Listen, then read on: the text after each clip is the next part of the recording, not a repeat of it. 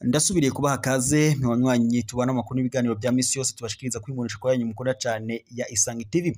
Ndabahaye mwiriwe abandi ndabahaye mwaramutse bivanye naho muherereye. Iri ni iteka n'umunezero ntangere byo gusubira kubana namwe mwanywanyi tubana amakuru n'ibiganiro bya misi yose twaba tubashikiriza kwimunisha kwa yanyu mukunda cyane ya Isange TV. N'amakuru rero tugira tubashikirize mwiri joro n'amakuru agira shimikire ku ngingo nkuru zikurikira. Nyuma yuko umugwi witwaje ibigwanisho wa M23 wandikiye ikete igisoda c'u Burundi ndetse na leta y'u Burundi isaba Prime Niyongabo gukura igisoda c'u Burundi muri Republika Iharanira Intwaro Rusange ya Kongo. Nyuma yaho rero leta y'u Burundi yaciye ifata ingingo yo gukurayo abasoda bose b'u Burundi bari muri Republika Iharanira Intwaro Rusange ya Kongo bari bagiye guhangana n'umugwi witwaje ibigwanisho wa M23. Ubwo rero urongoye umugwi witwaje ibigwanisho wa M23 Colonel Nanga yoherezaga itangazo rishikirizwa leta y'u Burundi. Nibwo nyene leta y'u Burundi yaciye ifata ingingo yo kuja gukura abasoda b'u Burundi muri Republika Iharanira Intwaro Rusange ya Kongo.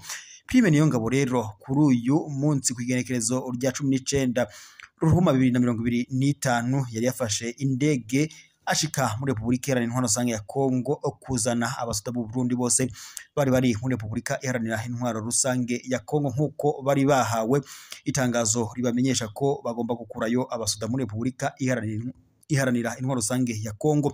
Ivyo rero sibyo turi buze kugaruka ko mu makuru yacu twari twamye tubashikiriza akeshi, ahubwo inkuru ihambaye tugira tubashikirize nuko amakuru atashe mu Burundi akakanya nuko indege yarimwo Prime Niyongabo avuye kuzana abasoda muri Republika Iharanira Intwaro Rusange ya Kongo iciye irasigwa mu kirere ca Kongo. Kuri ubu rero Prime Niyongabo aciye akomereka bidasanzwe, baciye boherezayo indege ngo ije kuzana abo basoda boba abakiri bazima ndetse n'abandi boba bagwaye bakomeretse bace bajanwa kwa muganga.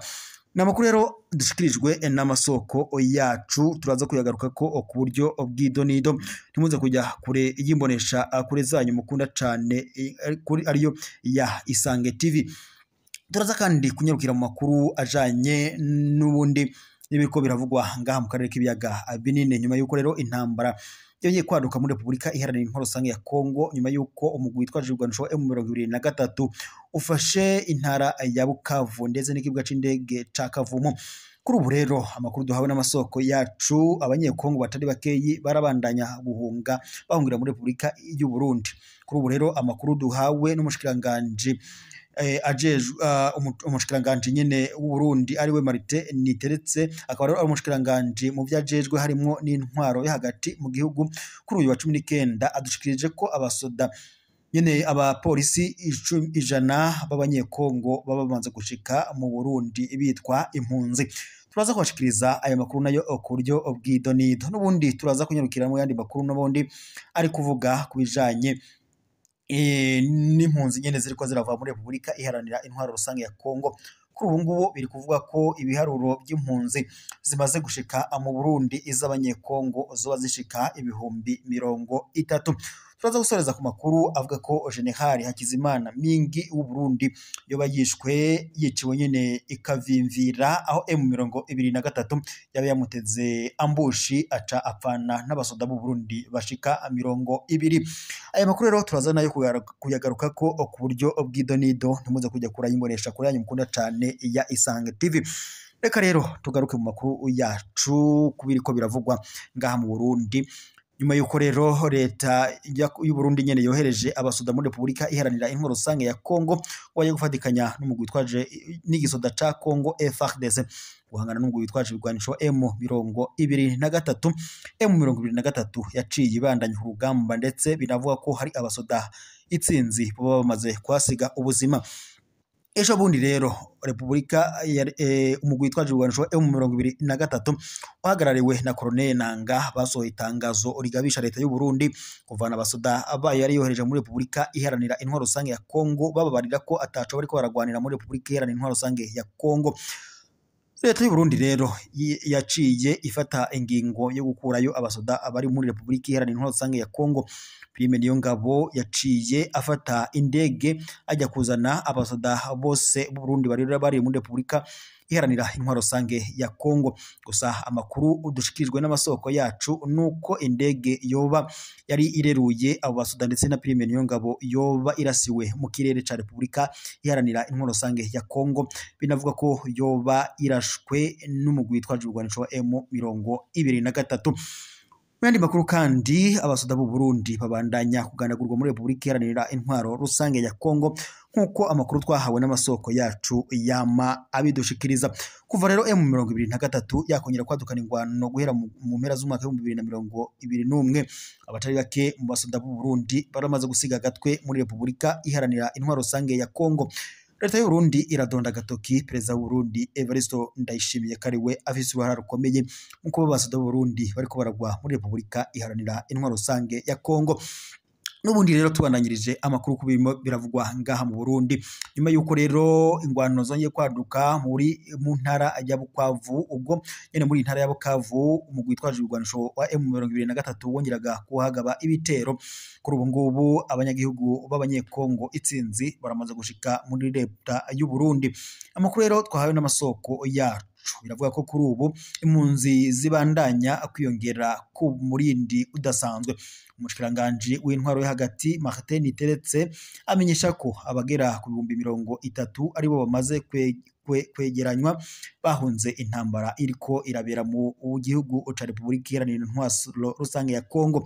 Yongeye ko kandi amenyesha ko mu bariko ngo bahunga harimwo n'abapolisi bo muri Republika Iharanira Intwaro Rusange ya Kongo. Akabandanya asaba abakozi ba Mega abikorera utwabo ndetse ngo kugira ico bakora bafasha mu ntumbero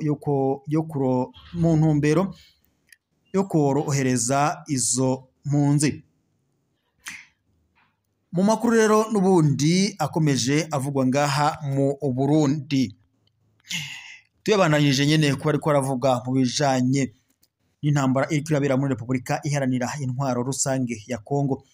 Kuvuga ko abapolisi b'abanyekongo bashika 100 ari bo baba bamaze kwakirwa muri leta y'u Burundi nk'impunzi. Ibyo nubundi kandi bishikirijwe na Martin Niteretse umushikiranganje mu byo ajejwe harimo intwaro yo hagati mu gihugu kuri uyu wa 19 Ruhuma 2025 i Bujumbura mu nama yariko irahuza abo mu bushikiranganje bw'intwaro yo hagati mu gihugu ndetse n'umutekano. Ubushikiranganje mu byo bujejwe harimwo imigenderanire y'u Burundi n'ayandi makungu hamwe n'ishirahamwe mpuzamakungu rijejwe agateka k'impunzi HCR. Nayo kandi ngo kuva kwigenekerezo rya 12 Ruhuma 2025 hamaze kwakirwa impunzi z'abanyekongo zishika 200,000 ziri mu ntara ya Cibitoke hamwe n'izishika 5,000 zakoranyirijwe igihanga mu ntara ya Bubanza. Twabibutsa kandi ko mu itangazo ryo kuwa 17 Ruhuma 2025 ubwo bushikiranganje bwaherukaga utangaza ko gushika kuwa 16 Ruhuma 2025 hari hamaze kwakirwa impunzi z'abanyekongo zababa 10,000 nkuko nyene uyu mushikiranganje Martin Niteretse yabisiguye. Republika Iharanira Intwaro Rusange ya Kongo irahanzwe n'intambara idasanzwe kuva umugwi witwaje ibigwanisho wa M23 wakongera kwadukana ingwano muri Republika Iharanira Intwaro Rusange ya Kongo mu mpera z'umwaka wa 2021.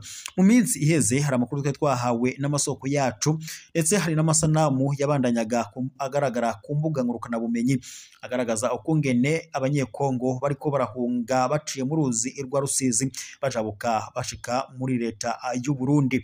Gusa twabibutsa ko mu minsi iheze hari hakozwe rusasuma ngaha nyene mu Burundi kugira barabe impunzi z'abanyekongo ndetse barabe ngo n'ababa baje mu gihugu cy'u Burundi bitwaje ibigwanisho. Hari n'amakuru twarose avuga ko abanyamurenge ndetse n'abanyarwanda bari ngaha mu Burundi i Bujumbura bari batangiye guhigwa abukware. Byavugaga ko ngo abanyamurenge bacaga babonwa ko ngaho nyene aho bariko barahigwa mu mahoteli n'ahandi hose hatandukanye bacaga bafatwa bagapakirwa imiduga ya gipolisi bakajanwa ahantu hatari bwamenyekane. Gusa ari n'andi makuru yatubereraga ko bamwe bacaga basubizwa muri Repubulika Iharanira Intwaro ya Kongo ngo bagirizwa ko batumvikana n'ubutegetsi bwa Antoine Félix Tshisekedi aho guhabwa indaro nk'abandi banyagihugu b'abanyekongo. Reka rero mwe babanyi twabanaga amakuru n'ibiganiro twari ko turabashikiriza muri iri joro, reka dusozerere amakuru yacu ngaha, turaza gusubira mu gatondo. Gusa nubibutsa mwese mutarakanda sabone canke partage kugira mu bafyonde ko muze murababambere kubona amakuru n'ibiganiro twamutubashikiriza kuri muresho ko yanyu mukunda cyane ya Isange TV.